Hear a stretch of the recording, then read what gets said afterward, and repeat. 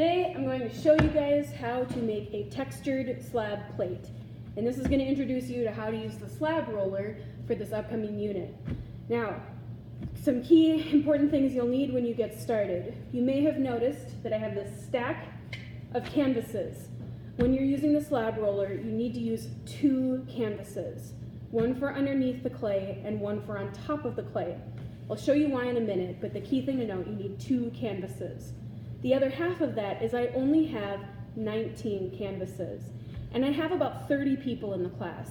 So when you're done using your canvas, you need to put it back in the stack, in that rack by the slab roller. Some other things you'll need to get started making a textured slab plate is, of course, pre-wedged clay, which means you've got to wedge it.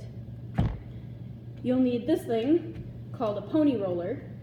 It's in the top right drawer of the tool crib. You'll need a regular rib, either metal or wood or plastic. Any of those will be fine. A sharp object. I've got a toothpick skewer thing here. A template. And of course, something with texture. Some of you may have noticed that I have a couple of drawers over by the tool crib that have weird random objects, and those are specifically for creating textures on your pieces. You're always welcome to use them, but for today I'm going to show you how to do just a simple textured slab plate. So some key things to get started. When you're using clay with the slab roller, you can't just stick a block like this in. Those wheels, as they turn, need something to grip onto. So you're going to make it flat on one end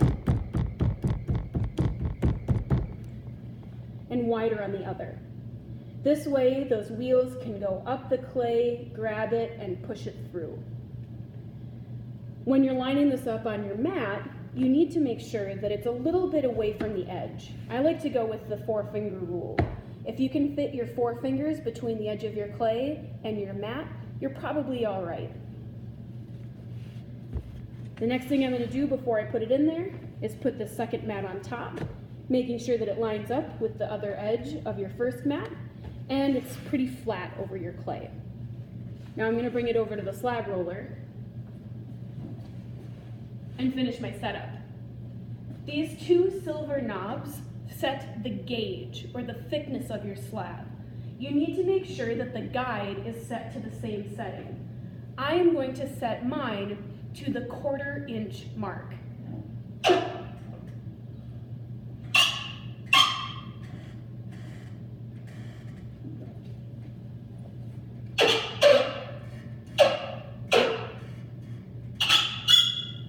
Alright, other key notes about using the slab roller. Don't stick your fingers in it. It can squish your fingers. This texture on the rollers is really rough. It can deglove or otherwise completely take off the skin from your fingers.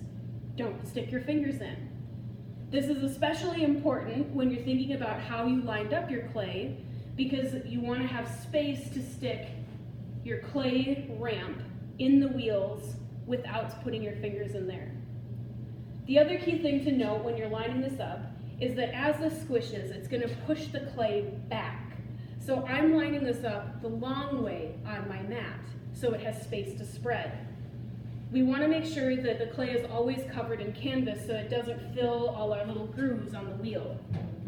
Now, I'm going to spin this wheel and slowly and consistently pull this through. I'm not pushing and I'm not putting my fingers in there, but I'm running it through.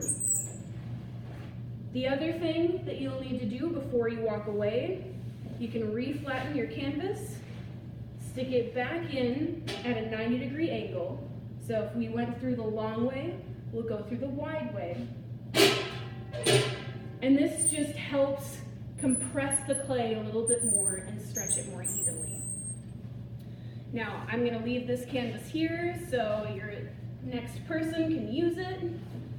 And I will take this over here just so you can see what I do. Now, I've got this nice flat piece of clay. Whoop. Don't lift it up like that. And I'm going to take my rib and compress the surface. Okay, we've already got the canvas texture, but as it dries, it's more likely to develop little fine cracks and ickiness, right? We'll flip it over and we'll do the same thing on this side. Now you'll notice I'm going multiple directions. It's just like when we're painting. We want to make sure that we get all those little particles pushed back together so they don't crack. Now, next thing, texture. I'm just going to lay this on here any old which way, but if you have a particular thing that you want to focus on, go for it. I'm going to use my slab pony roller and just roll in my texture. Now, you should be able to see this texture. I've got my template, and I'm going to place it on top of my slab, cut in from the outside, and take off just a little bit at a time around my template.